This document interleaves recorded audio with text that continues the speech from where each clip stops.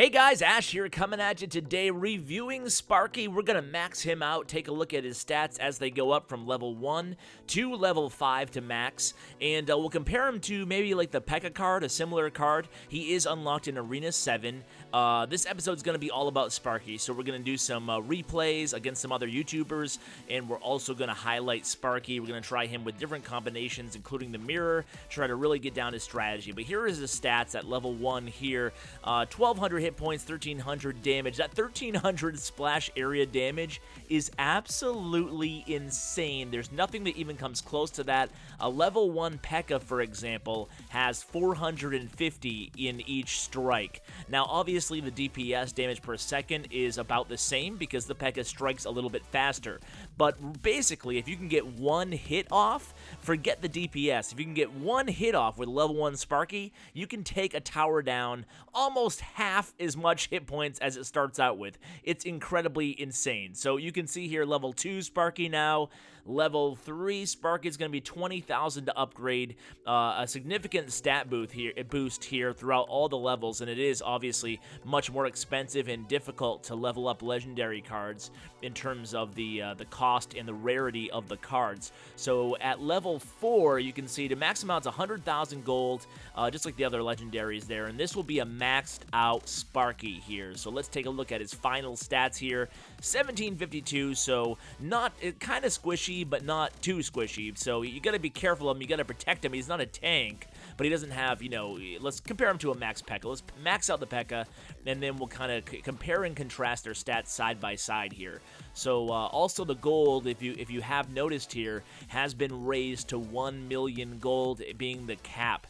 I forget what it used to be, but anyway, it's now 1 million. So let's go ahead and max out P.E.K.K.A here. He's going to be 100,000. There it is. He is now maxed. So look at his hit points, 5,000, over 5,000 in the max P.E.K.K.A, compared to the Sparky, which is 1752. The damage is roughly the same. The DPS actually higher on the P.E.K.K.A, but again, it's all about that one damage shot, that one big pulsating laser, electronic Tesla, whatever you call it. That one shot does so much damage. You can see here, Galadon just took me down, but I'm going to start out with a replay by Ted TV. I will play the end of that 3-star that Gally had on me at the end of the episode, the very ending, where he totally clobbered me with some lava hounds and a Sparky or two on my King Tower. We're trying out some fun, different kind of decks towards the end of the episode, but right now, these are real strategic decks that I'm kind of testing out, seeing how they work. I'm playing the Miner card as well. He's also a legendary card. So we're going to start the Sparky whenever we use him. I want to get him mirrored up in this deck. The idea here is to have a few Sparkies going at the opponent here. Now, I want to ask you guys, especially after you're done with the episode, do you think the Sparky is OP? I mean, obviously, you guys haven't played him yet. If you're watching this video in a few weeks, maybe you have. I'm interested in hearing your thoughts. A lot of people say they look, or I don't know why I call him a he, but he or it looks overpowered, but I don't know if it is necessarily, and I'll tell you why. You can see I used the Miner to try to tank for the Sparkies, and one Sparky goes down, the other Sparky gets distracted pretty easily, and essentially that's why I'm not sure they're going to be overpowered. They don't have a ton of hit points, A, and B, you can use these new troops like the Miners. If you're lucky enough to have a Sparky, odds are you might be lucky enough to have a Miner as well to defend against, especially in Legendary Arena. Most people have, these higher level cards. I'm going to go ahead and you can see I mirrored Hogs there. They're actually going to do a lot of damage there to Ted TV. And the thing is I take down his tower, that's great, but the thing with the Sparky is I think using the mirror with him, because he's only a 6-cost elixir card, might actually work out alright, because obviously for 13 elixir, you're getting 2 Sparkies on the board.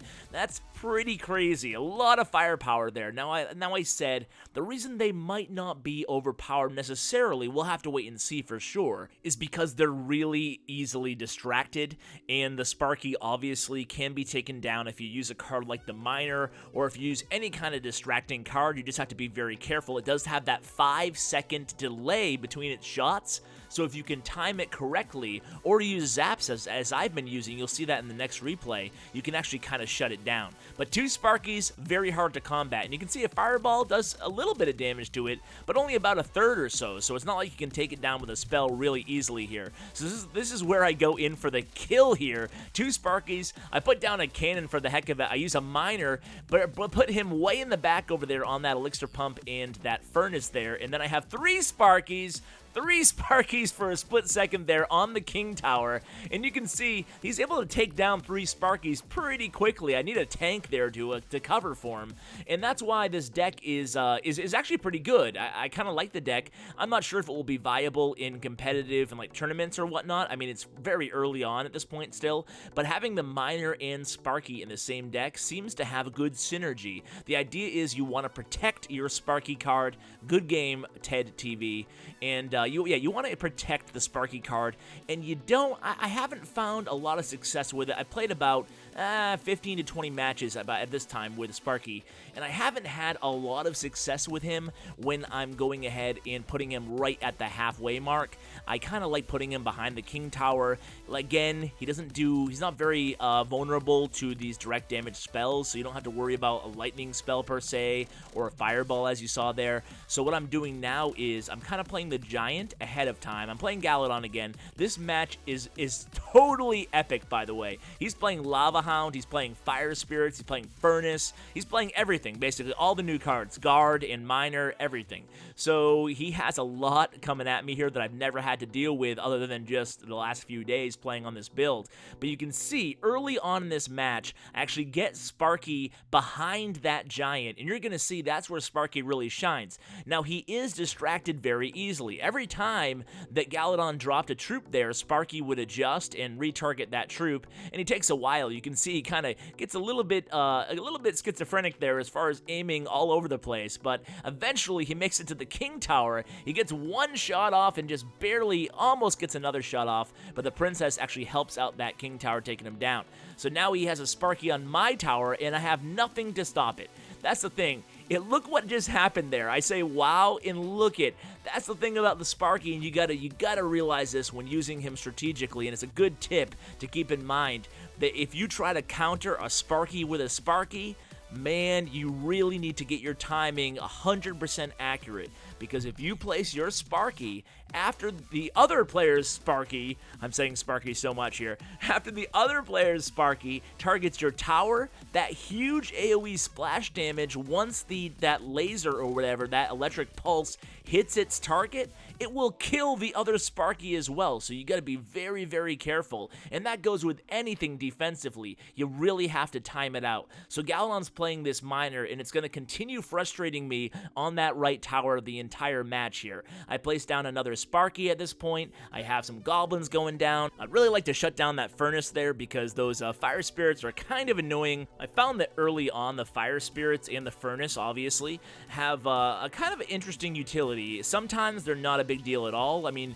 they have about half the hit points as goblins do, and they're very easy to counter and deal with unless for whatever reason, you know, you're using a hut spammer deck, or you're using even my cycle deck with the hogs. You know, they can't. Oh, look at, by the way, I just took out Galadon Sparky in one hit, and that's what I was talking about earlier. If you drop your Sparky a little bit too late, like I did earlier and like Galadon just did, my Sparkies will one-shot their Sparky. So certainly interesting to keep in mind here that the Sparky's damage is enough to one-shot another max Sparky, and I'd assume that would be the same throughout every single level of the Sparky. So now we're into overtime here. I have a lot of damage done to his King Tower, but he has all these cards I never dealt with before. He hasn't played many Lava Hounds, but I think he does start playing one soon, a couple soon, coming up in just a second here. Now that's the one thing about this deck. If I was gonna make a deck that I was gonna play in a tournament or something, I'd probably find a way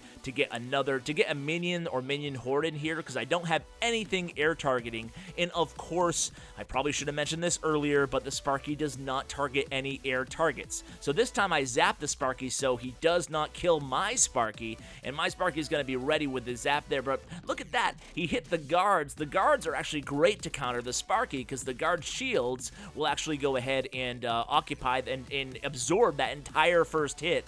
All that 1,000 plus damage or 1,800 damage, whatever it is on the max Sparky, is all absorbed on one hit on those guards. You can see it again here. So they drop their shields, but that's a lot of value off those 3 cost guards for, for taking an entire hit and then staying alive. Obviously, the same would be for the Dark Knight, so there's a lot of counters I can imagine already in my head to the Sparky. Anything that can take a hit or so, and if then you can put a goblin down to distract it, there are a lot of options. Even skeletons to distract it could help. Now, at this point, you can see we're still going back and forth here. I haven't got anything going on right now. I have the archers are my only air targeting unit in my entire deck.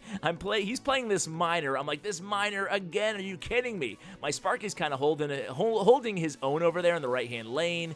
I play a hog. I'm trying to get some damage down to his crown tower, trying to change this defensive game into an offensive game. I use the zap spell at just the right second there. I was able to zap and once again reset, if you will, the Sparky. Now, I can't confirm this 100%, but it looks to me like you can actually reset that 5 seconds it takes for the Sparky to shoot. You can actually reset that by zapping it, so you can actually theoretically make it 9 seconds. Now, I do have to play around with that a little bit.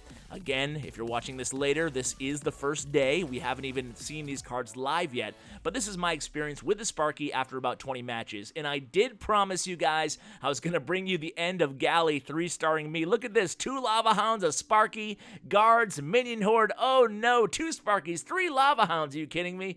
3 crown. Shout out to Galadon. Shout out to Ted too. Guys, I hope you enjoyed this video. Thanks so much for hanging out with me today. It's been a pleasure, and as always, take care. We don't play for fame, we don't play for cash. We just play for the glory.